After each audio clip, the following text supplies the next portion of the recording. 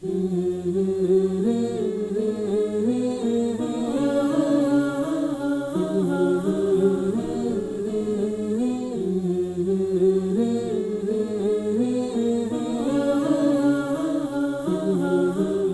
باللہ من الشیطان الرجیم بسم اللہ الرحمن الرحیم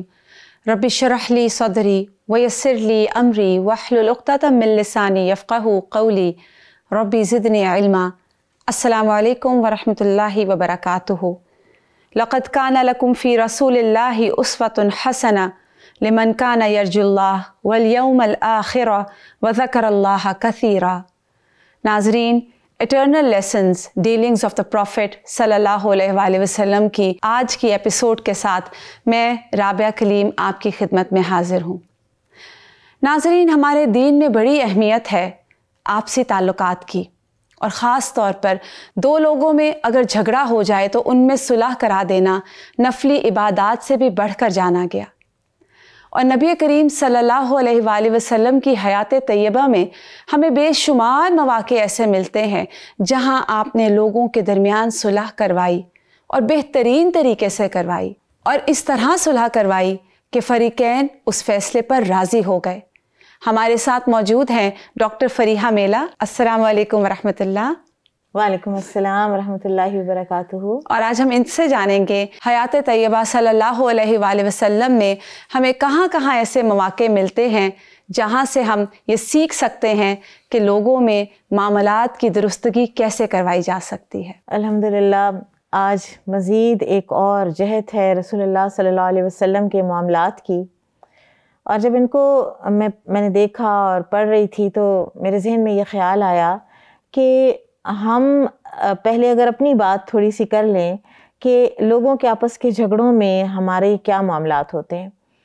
خاندان میں اگر کوئی دو لوگ جھگڑ پڑے ہیں، کوئی بہن بھائی، کوئی وراثت کے معاملات پہ جھگڑ پڑے ہیں، یا کوئی بھی کسی طرح کا بھی کوئی میاں بیوی کی اگر کوئی ناچاکی ہو گئی ہے، تو کیا ہم خاموش تماشائی بن کے رہتے ہیں، یا ہم واقعی سنسیریٹی کے ساتھ کسی جھگڑے کو چکانے کی کوشش کرتے ہیں، کوئی ہم بھاگ دوڑ کرتے ہیں یا نہیں کرتے؟ تو خود بھی اپنے آپ کو پیش کر دینا چاہیے۔ اگر آپ کو خاندان میں یا کسی بھی جگہ پر اللہ تعالیٰ نے کوئی ایسا مقام دے رکھا ہے کہ آپ کی بات سنی جاتی ہے، تو ضرور لوگوں کے درمیان جو کوئی بھی بٹرنس آئی ہوئی ہے، جو کوئی جھگڑے آئے ہوئے ہیں، ان کو جلدی ریزالو کر دیا جائے۔ جتنی جلدی ریزالو کیا جائے گا اتنی آسانی سے وہ ختم ہوں گے۔ اور جھگڑے بڑھتے جاتے ہیں، پرانے ہوتے جاتے ہیں، تو بعض اوقات تو لوگوں کو یاد بھی نہیں ہوتا کہ جھگڑا کس بات پہ تھا، لیکن وہ اتنی سٹبننس آ جاتی ہے وقت گزرنے کے ساتھ ساتھ کہ وہ قطع رحمی کے لیول تک لوگ ایک دوسرے سے کٹ آف ہو جاتے ہیں۔ تو اس لیے یہ بہت ضروری ہے کہ ہم اس نبی صلی اللہ علیہ وسلم کے اسوہ حسنہ سے یہ لرن کریں کہ کس طرح آپ صلی اللہ علیہ وسلم، کبھی کوئی آپ کے پاس آتا تھا اور کبھی آپ خود سے انوالو ہو کر تو جھگڑا جو ہے نا اس کی ٹھیک کروا دیتے تھے، صلح کروا دیتے تھے یا ریزالو کرا دیتے تھے۔ مثلاً ایک مرتبہ آپ صلی اللہ علیہ وسلم اپنے ایک حجرے میں تھے اور باہر سے آپ کو آواز آئی کسی جھگڑے کی، آوازیں اونچی ہوئیں، اور وہ کعب بن مالک تھے اور ایک اور عبداللہ بن ابی حدرد ایک صحابی ہیں وہ تھے۔ تو آپ صلی اللہ علیہ وسلم نے جب باہر دیکھا تو آپ نے پوچھا کہ کیا معاملہ ہے، اور معاملہ یہ تھا کہ کعب بن مالک کا قرضہ دینا تھا عبداللہ بن ابی حدرد نے، اور وہ ان سے چھپتے پھرتے تھے۔ تو آپ صلی اللہ علیہ وسلم نے فرمایا یا کعب، انہوں نے کہا لبیک یا رسول اللہ، یعنی ایک دم انہوں نے فوراً کہا میں حاضر ہوں یا رسول اللہ۔ تو آپ صلی اللہ علیہ وسلم نے فرمایا اپنے ہاتھ سے اشارہ کر کے کہ آدھا قرض اس کو چھوڑ دو، اور ساتھ ہی انہوں نے کہا کہ ڈن کر دیا یا رسول اللہ، جیسے آپ کہیں میں نے ویسے کر دیا۔ اسی وقت یہ ہے سمعنا وطعنا۔ اور پھر آپ نے عبداللہ بن ابی حدرد سے کہا کہ باقی کا آدھا جو ہے اب وہ تم پے کر دو۔ اب آپ صلی اللہ علیہ وسلم نے خود اپنا ایک اختیار استعمال کر کے، اور آپ کو ضرور، کیونکہ آپ لوگوں کے حالات سے واقفیت رکھتے تھے اور آپ کنسرنڈ رہتے تھے، آپ کو پتا تھا کہ یہ پورا قرض نہیں دے سکیں گے، اور یہاں پر معاملہ جو ہے وہ آگے بڑھتا جا رہا ہے، اور دوسرے ویسے بھی آپ دیکھیں کہ ہمیں جو مقروض ہے اس کے لیے اس کو مہلت دینے کا بھی ہمیں حکم ہے، اور یہ بھی ہے کہ اگر وَأَن تَصَدَّقُوا فَهُوَ خَيْرٌ لَكُمْ، اگر تم صدقہ کر دو، چھوڑ دو اس کا قرض، اور معاف کر دو اسے تو وہ تمہارے لیے بہتر ہے. تو آپ صلی اللہ علیہ وسلم نے بڑا معتدل ایک فیصلہ کر دیا اور بات وہیں ختم ہو گئی کہ آدھا تم معاف کر دو اور آدھا تم ادا کر دو. اب اس میں ایک اور چیز بھی ہے کہ جو فریقین ہیں وہ بھی فلیکسیبل اور بات ماننے والے ہوں تو ایشو ریزالو ہوا کرتا ہے، اور ورنہ بعض اوقات پھر جو معاملات ہیں وہ بڑھ جاتے ہیں. اس طرح کے بھی آپ صلی اللہ علیہ وسلم کی حیات طیبہ میں ہمیں واقعات ملتے ہیں کہ جب فریقین میں سے کسی نے آپ کا فیصلہ نہیں بھی مانا یا اس کے اوپر اعتراض بھی کیا. وہ ایک مرتبہ زبیر بن عوام اور ایک انصاری صحابی تھے، تو ان کے درمیان کوئی جھگڑا ہوا پانی کا، اور پانی اوپر سے آتا تھا اور ڈھلوان سے اترتا تھا، اور پہلے وہ زبیر رضی اللہ عنہ کی زمین میں آتا تھا اور اس کے بعد انصاری کی زمین میں آنا تھا. تو ان کا جھگڑا ہوا تو آپ صلی اللہ علیہ وسلم نے زبیر رضی اللہ عنہ سے فرمایا کہ اتنا جب تمہارا سیراب ہو جائے تو پھر پانی چھوڑ دیا کرو. اور انہوں نے تھوڑی فیور کی آپ صلی اللہ علیہ وسلم نے انصاری کی کہ چلو زبیر تھوڑا سیراب کر لیں اور ساتھ ہی پھر انصاری کو دے دیں. لیکن انصاری جو تھے وہ خوش نہ ہوئے اور انہوں نے کہا کہ یا رسول اللہ صلی اللہ علیہ وسلم یہ آپ کی پھوپھی کے بیٹے ہیں تو آپ اس لیے ان کے حق میں فیصلہ کر رہے ہیں.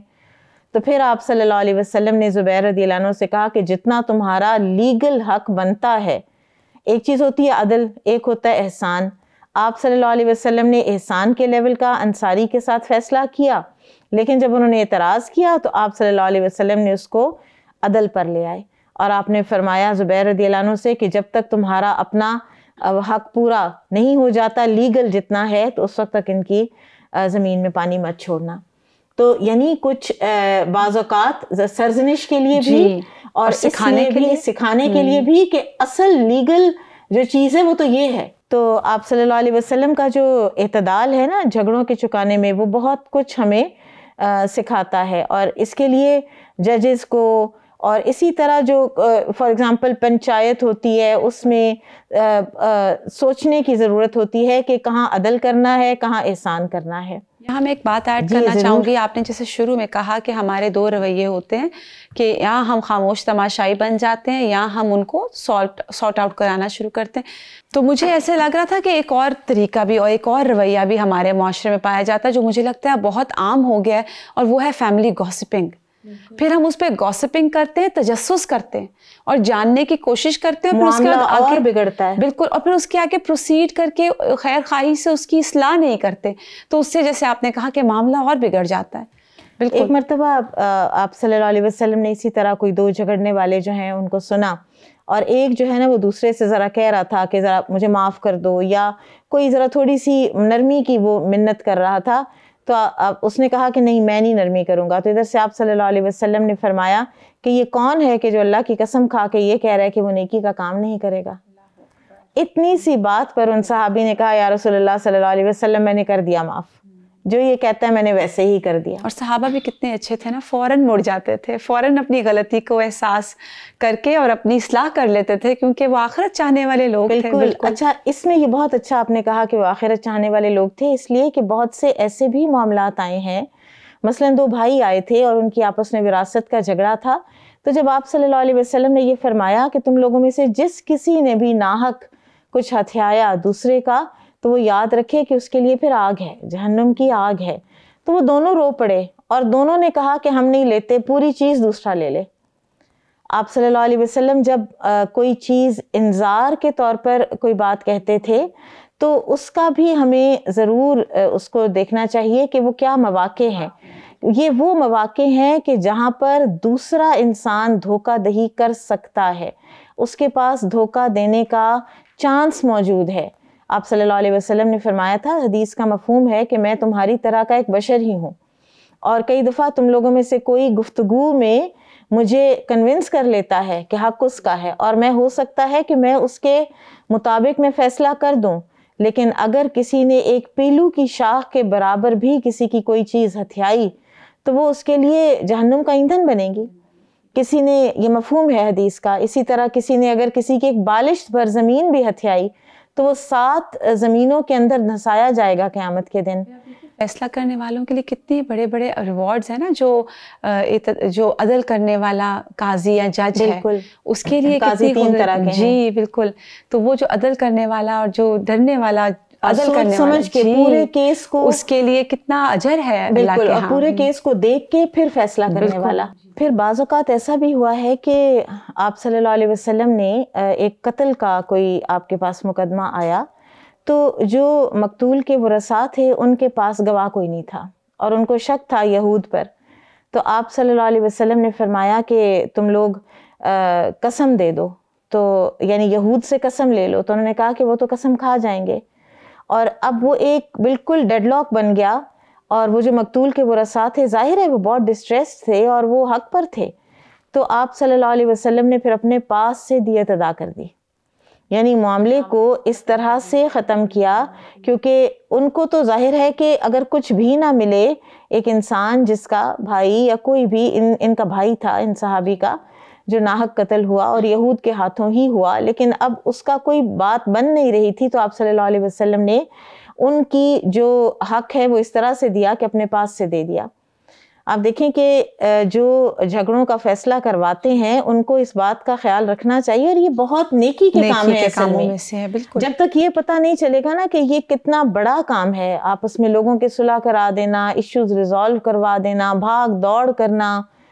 تو اس میں انسان کا ہو سکتا ہے اپنی گاڑی کا خرچہ لگے، اس کا پیٹرول لگے، کوئی ایک گھر جا رہا ہے پھر دوسرے گھر جا رہا ہے، ہو سکتا ہے کوئی اپنے پاس سے کسی کو کوئی تحفہ دینا پڑے، کچھ دے دینا پڑے کہ اگر وہ نہیں دے رہا تو چلو تم مجھ سے لے لو اور بات کو ختم کرو، تو وہ کر دینا چاہیے، یہ اسوہ حسنہ ہے۔ اور پھر اس میں لوگ احسان مند ہوتے ہیں آپ کے۔ بالکل، ابھی آپ یہ جب بات بتا رہی ہیں تو میرے ذہن میں آ رہا تھا، مجھے ایک دفعہ ایک فوتگی پر جانے کا اتفاق ہوا، ان کا انتقال ہوا تو ان کے جنازے پر کسی کے، اور وہاں پر اتنے لوگ آ رہے تھے، اور جو آ رہا تھا ان کی فیملی کے ساتھ جب وہ تعزیت کے جملے بول رہا تھا، تو ان میں سے ایک میں نے خاتون کو سنا، وہ کہتی میں اگر آج اپنے گھر میں آباد ہوں، میرا سسرال سخت تھا، میں ان کی وجہ سے ہوں کیونکہ انہوں نے میرے سسرال کو سمجھایا۔ پھر ایک خاتون آئی، انہوں نے کہا کہ یہ میری سارے میٹرز جو تھے جھگڑوں والے ہمارے گھروں میں ہو جاتے تھے، ہماری فیملی میں، تو یہ اسپیشل آتے تھے، ان کو سارٹ آؤٹ کراتے تھے۔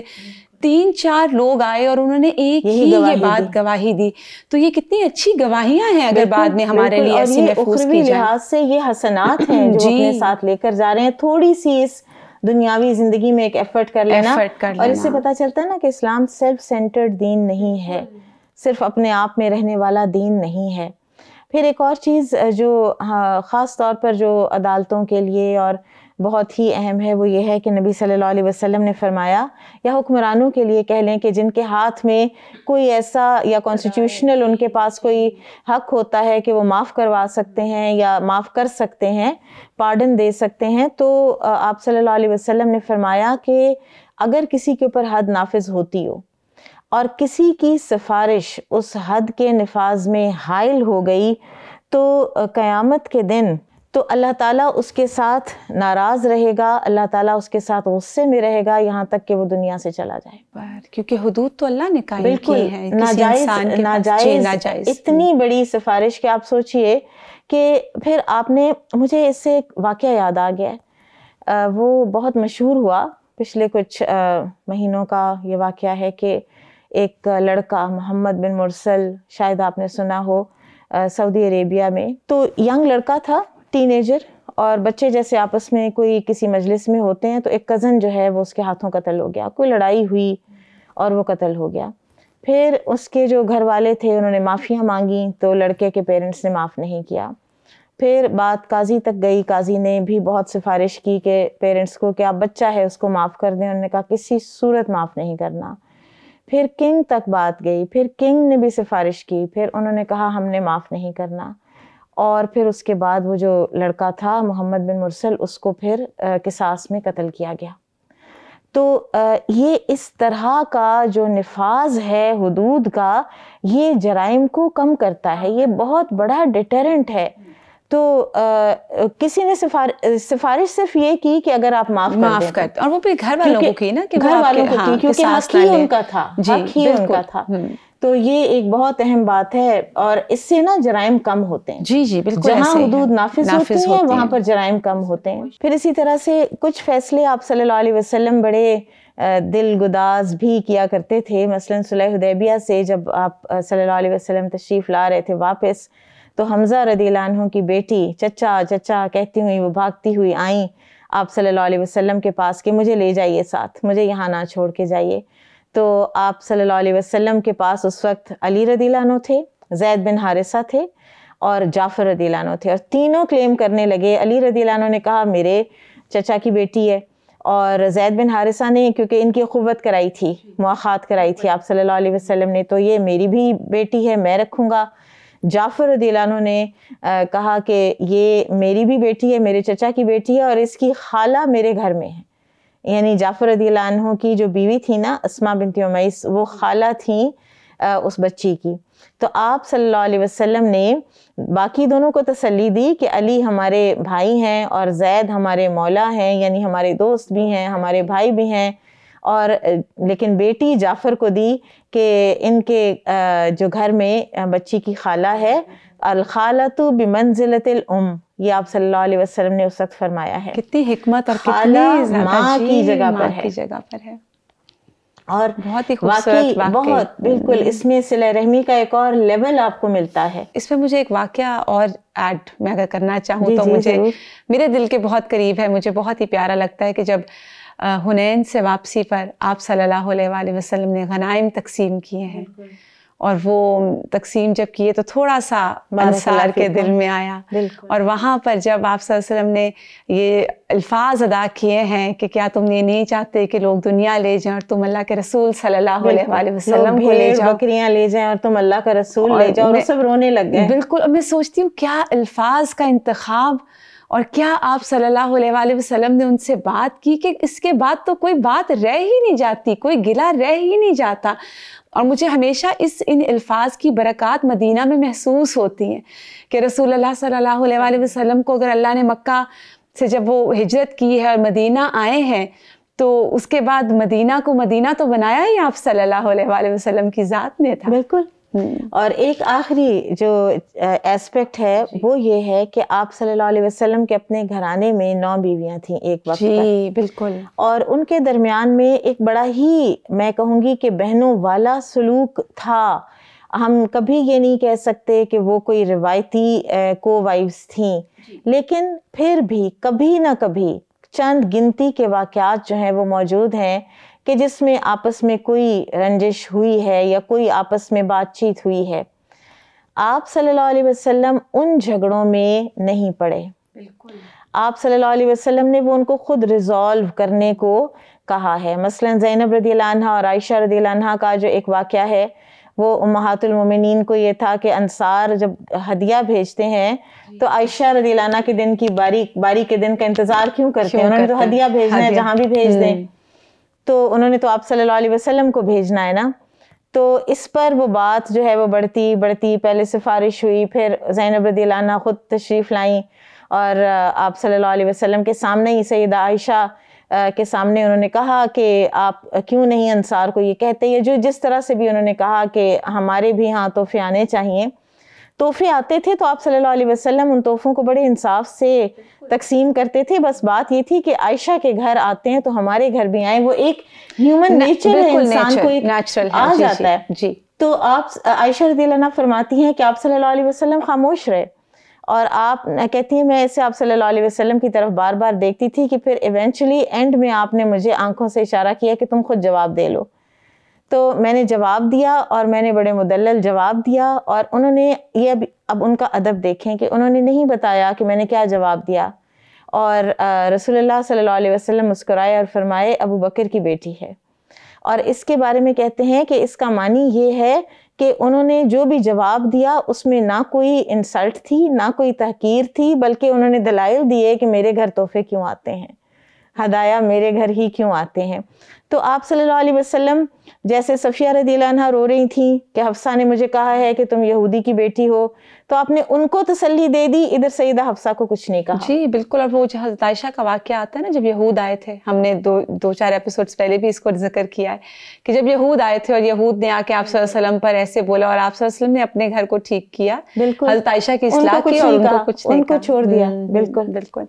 بارک اللہ. ویاکم. ناظرین, آپ سے ملاقات ہوگی اس کے بعد اب انشاءاللہ نیکسٹ ایپیسوڈ میں. سبحانک اللہم و بحمدک, اشہد ان لا الہ الا انت, استغفرک و اتوب الیک. السلام علیکم ورحمۃ اللہ وبرکاتہ. Mm-hmm.